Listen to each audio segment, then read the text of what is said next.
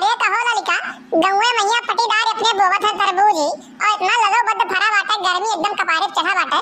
यही मक्की लाओ दो तरबूज तोड़ ले चला जाए घरा काट पीट के खावा जाए, थोड़े के ठंडे है शरीरिया तो। अरे जिस शायद बात तुमका पता ना होई कि तरबूजवा के कर होए, तरबूजवा तू एक बात कर दवाती अगर छू लेबू ना तो तांडव मचाई दी, तान दो चटकिलवा। एक तो तुम्हें देख के वैसे उजरती ही और तोड़ लेबू कहूं आई ये देख ली तब तो तोहर खैर ना रही।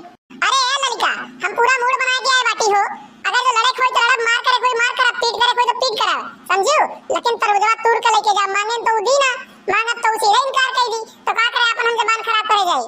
कल वो आएगा पीछे हमरे तोड़ कहे तरबूज ला दो मुड़ा अपने, तरबूज ला दो अपने अब हरना चलो। कहां चाहे जो बतिया जी, लेकिन मन हमार कान काय कहत नहीं बाटे कि चोरी चकारी करा जाए।